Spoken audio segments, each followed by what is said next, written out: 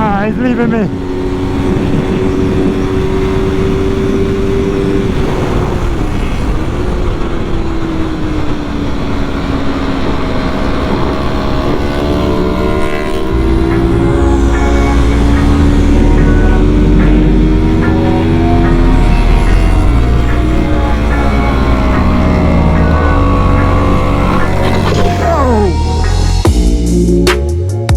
What's good, guys? Welcome to today's episode. That was a pretty fun, intense first episode. Nice crash there at Pida, and I know you guys have been waiting for episode 2 for a while. At least I hope some of you guys have. So welcome to Motorman. If you're new here, click the subscribe button, like the video, all that good stuff, and yeah, let's just jump into episode 2. This episode I'm doing it a bit different. As you can tell, I'm narrating the video. And after that crash, you guys have kind of seen that all in part 1. Just wanted to refresh your mind. But we're gonna go and fast forward to the next day where, I woke up and I had a little bit of a sore knee. Centra, Mantis, light bruise. I mean, you almost can't even make it out. I'm getting the bike fixed. 168. Is it 168? 168 bike patio. And they got it all in here. Again, rain is insane. Flooding my bike. Heading for the main event, Chang International Circuit.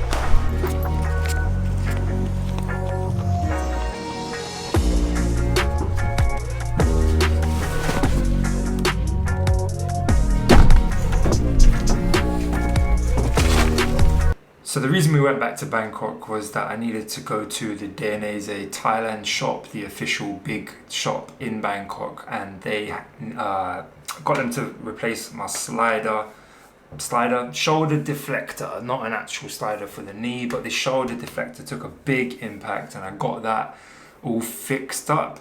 It was only like 1,000 something baht, very nice and easy, couple hours, and we wanted to go back to Bangkok. You know, I was with the wife and all that kind of stuff, and we had a couple days to spare before Buriram, and the bike was now fixed from 168 bike in Pattaya, and we were slowly making our way to Buriram for the brick track day.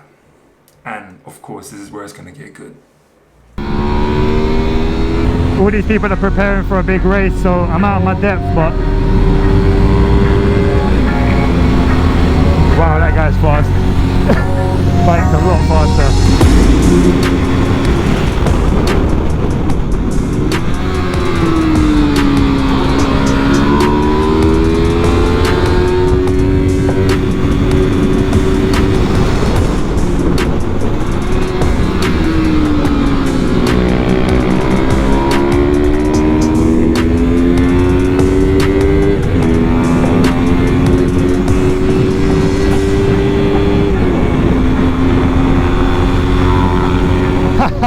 Oh my god, you're having a laugh. He twice the speed. Nah, he's on the green as well though, cheater.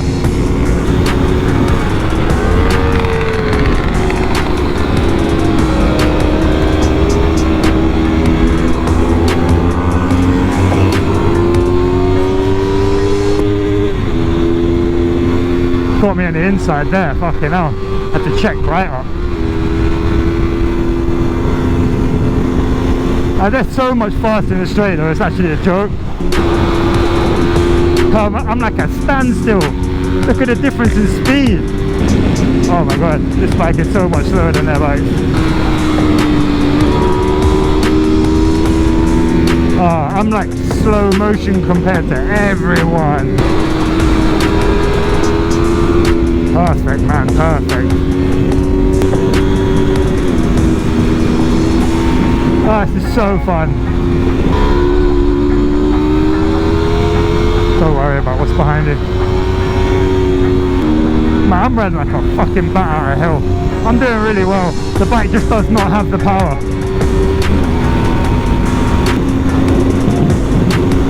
Down to third, 1, 2, 3.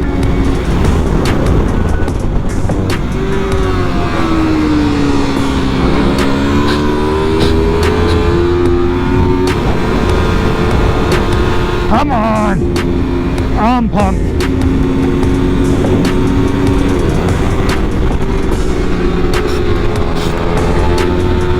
Ah, that guy flew past me.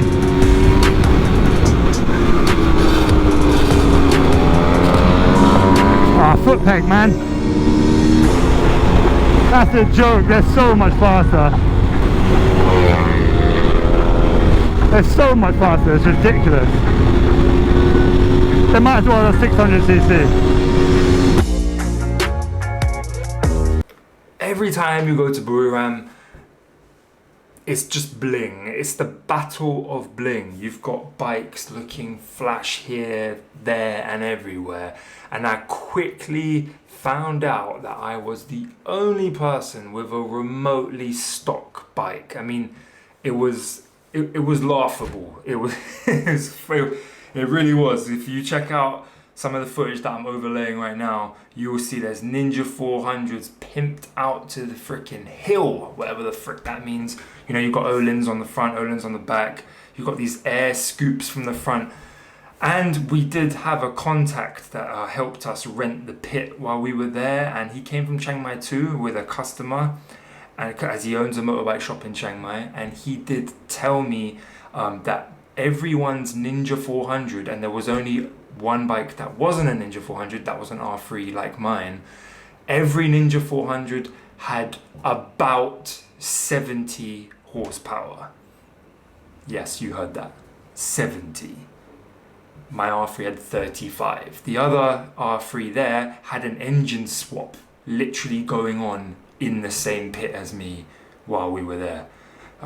So these guys, they're not messing about. This bike feels fucking wicked though. It really does.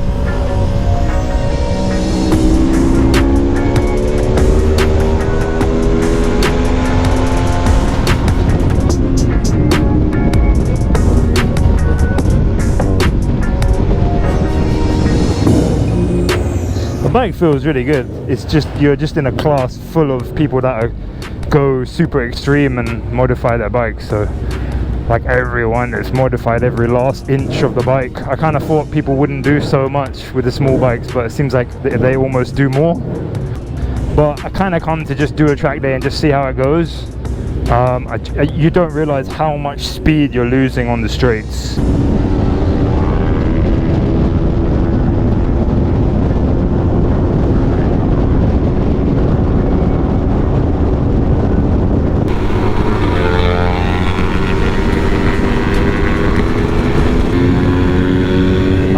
Go for it. Stay loose, that's it. Yeah, look at these guys. They're modified bikes.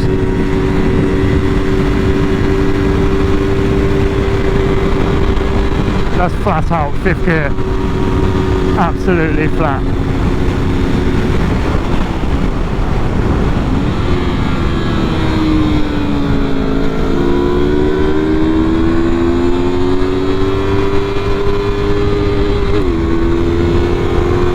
To stay in fourth.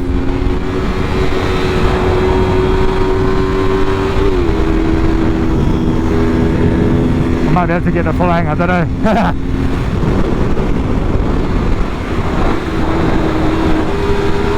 A bit cautious about rain and everyone's so fast though.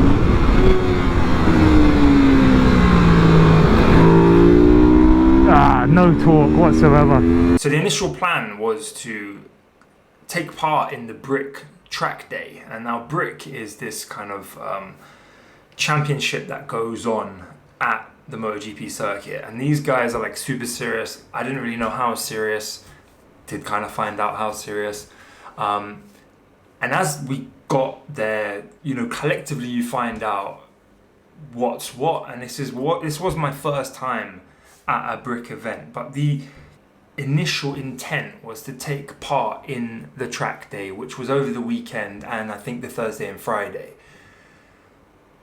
But as I wasn't so sure on the level and everything looked so serious, I was able to, if I wanted to, take part in a half day, the day that we first were there and setting up.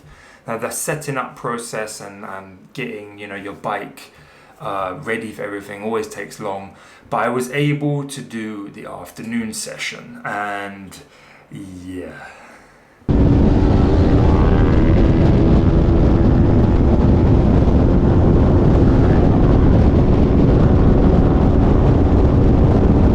So it quickly became very apparent that my bike and probably let's face it, my riding skills as well were not up to par. I did in the end actually get lapped in practice. That's how insane it was.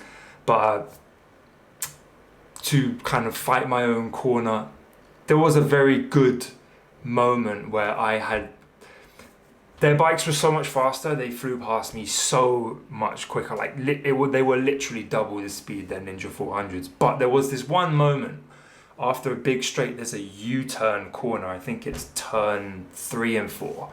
And it's this big U-turn after the straight, and I'm going from 6th down to 3rd, slamming in really hard on the brakes, and this guy that just got in front of me before the braking zone ended, when we both kind of braked at a similar kind of trajectory and we were both in the corner, I could kind of see corner speed wasn't really an issue for me, even if I would be, you know, not as fast as the majority of the guys.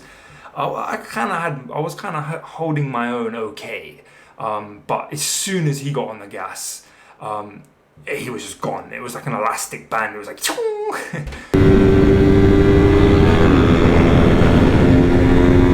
All right.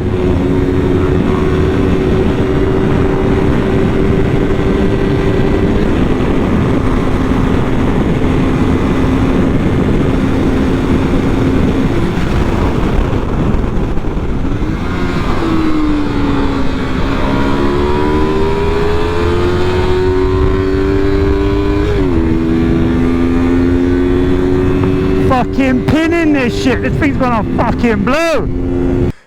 You guys have seen the footage. You guys can see the footage. It's insane.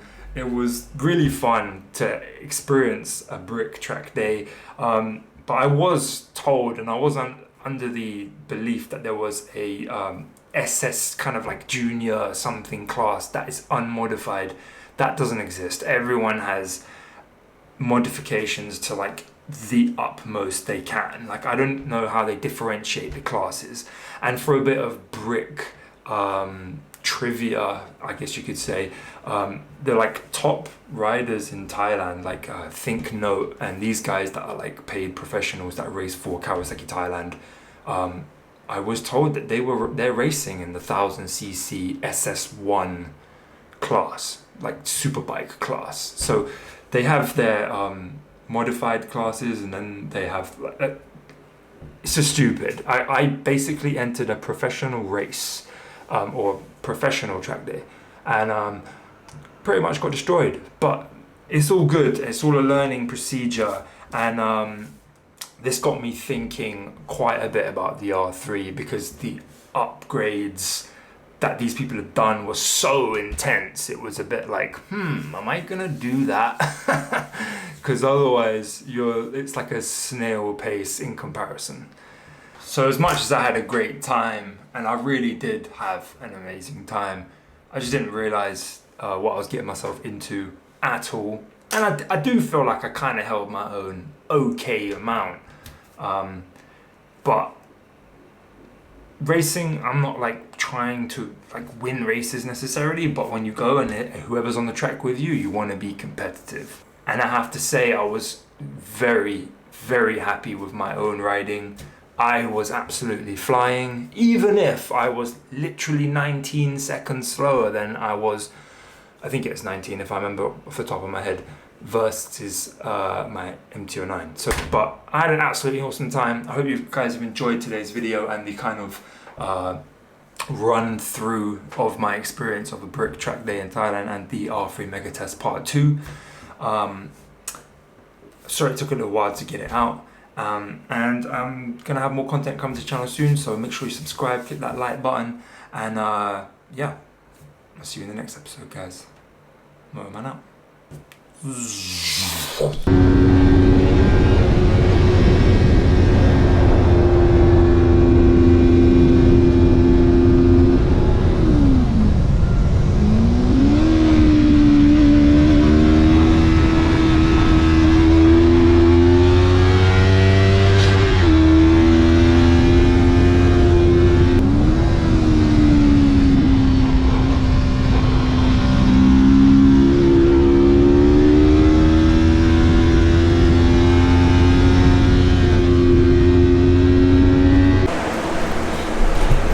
It's not a recovery ice bath, is it? I guess super serious. Serious around here. Everyone's so nice. Some poor YouTuber walking around, some high so shit. Going to register with my stock bike.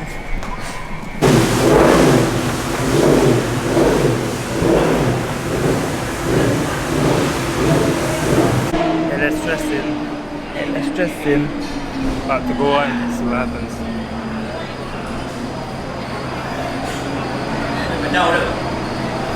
The slowest guy out and the whole of them. Yo, outro fam. We're here at the hotel. This has been a freaking trek and a half. I feel sorry for this bike. I can't even lie. A lot of the guys have 2 radiators because the bike just overheats on the straights. But my gearing was so off because I went in 6th gear for like 2 seconds on the straight and then I go right down to 3rd. It needs much more acceleration. I think it's definitely street geared.